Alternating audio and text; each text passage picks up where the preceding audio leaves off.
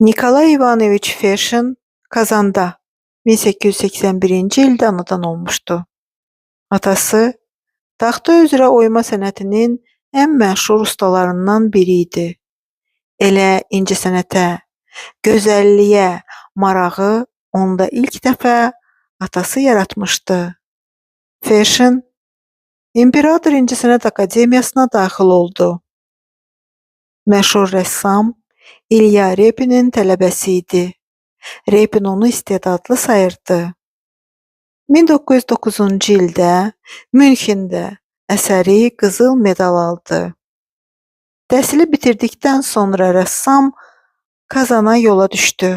Orada rəssamlıq dərsi verməyə başladı. 1916-cı ildə akademik adına layiq görüldü.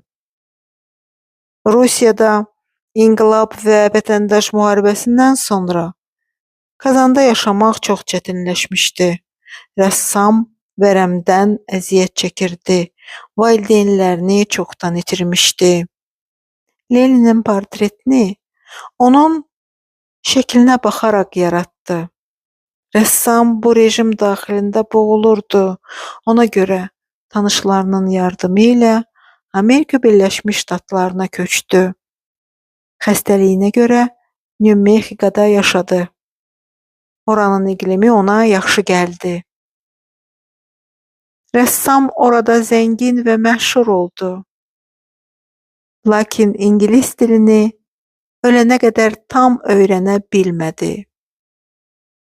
1955-ci ildə Nikolay Ivanoviç Ferşin 73 yaşında Santa Monikada vəfat etdi. Vəsiyyətinə görə nəşrini Kazanda bastırılmasını istəmişdi. 1976-cı ildə vəsiyyəti yerinə yetirildi. 200-dən çox əsəri Kazanda muzeydə saxlanılır.